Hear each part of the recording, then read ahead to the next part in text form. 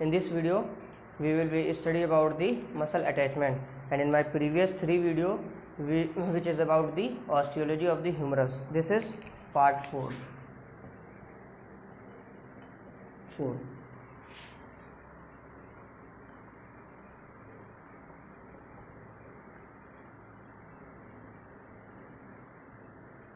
Muscle attachment.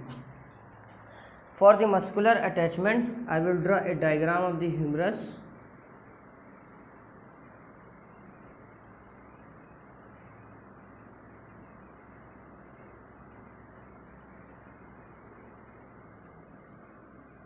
This is our the anterior view of the humerus. Firstly, we will talk about those muscles which originate from the humerus. Those muscles are, firstly, in the lower end. There is lower end on the anterior aspect of the lower end originate one muscle which is called, this muscle is called brachialis. This is brachialis muscle which is originate from the lower half of the anterior aspect of the humerus.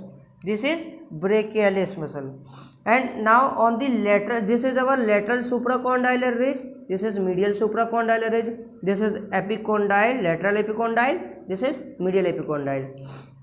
Now on the upper 2/3 part of the lateral supracondylar ridge, there is one muscle which originate from upper 2/3 part of the lateral supracondylar ridge. There is one muscle. This muscle is called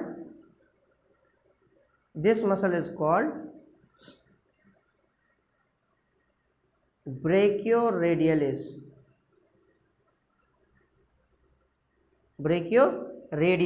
Which is originate from the upper 2/3 part of the lateral supracondylar ridge, and below 2/3 part of the lateral supracondylar ridge there is also one muscle originate, which muscle is called extensor carpi radialis longus. This is our extensor muscles of the forearm. This is extensor carpi radialis longus. This muscle is originate from the lower 2/3 part of the lateral supracondylar ridge. This is lower 2/3 part of the lateral supracondylar ridge. This muscle is called extensor carpi radialis longus. And on the lateral epicondyle of the humerus, this is our lateral epicondyle of the humerus, there is also origin of the groups of muscle. This origin is also called common extensor origin. This is called common extensor origin because all the extensor compartment of the forearm muscles which originate from the lateral epicondyle of the humerus. This is common extensor origin.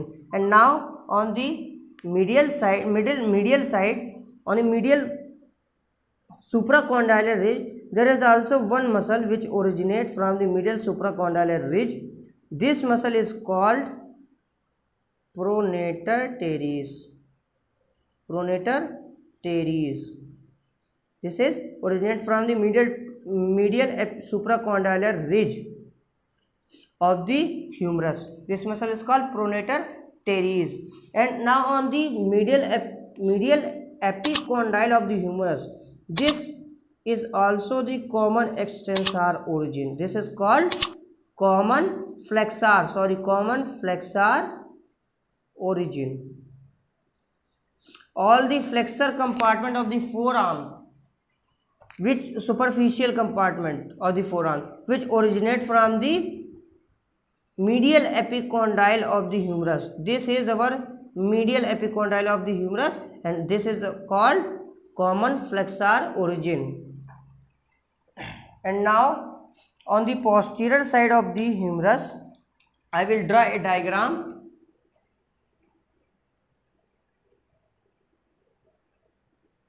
This is our posterior side of the humerus.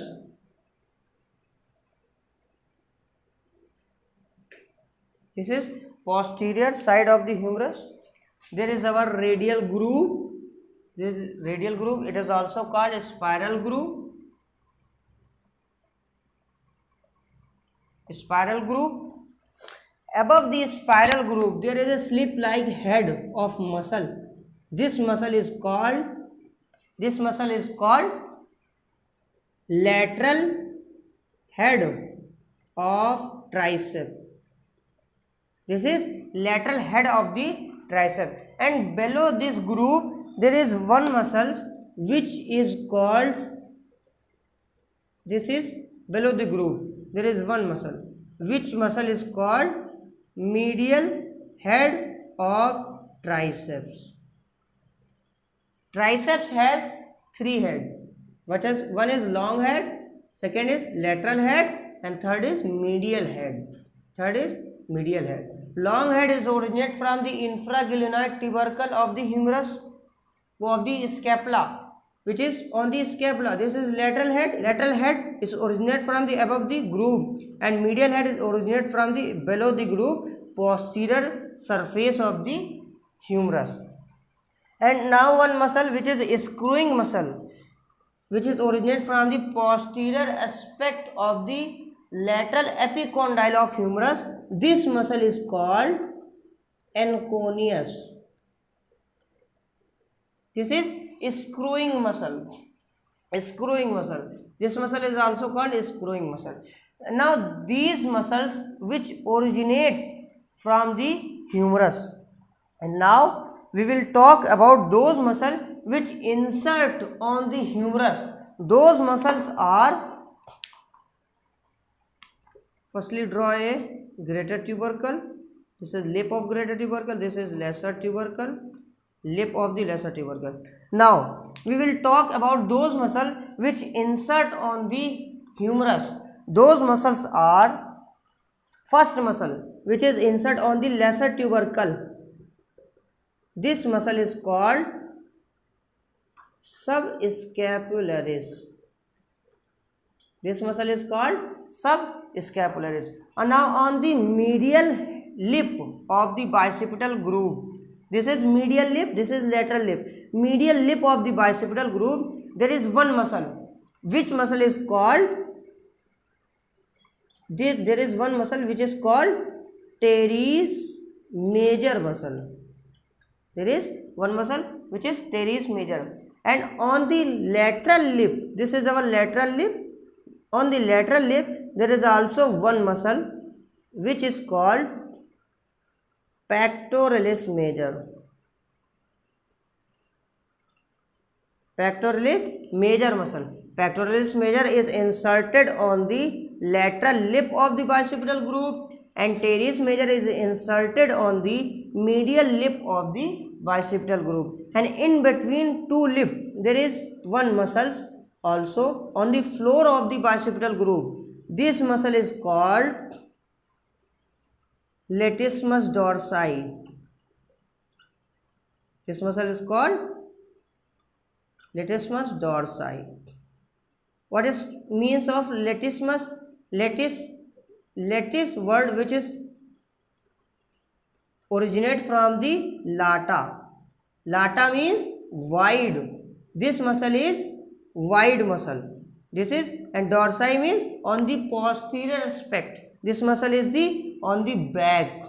That's why it is called latissimus dorsi, which is inserted on the bicipital floor of the bicipital groove. This muscle is called latissimus dorsi. Now content of the bicipital groove. This is our between the tubercle, lesser, greater and lesser. This is our bicipital groove, and between the lip, this is our floor of the bicipital groove. Now I will put it head on this side.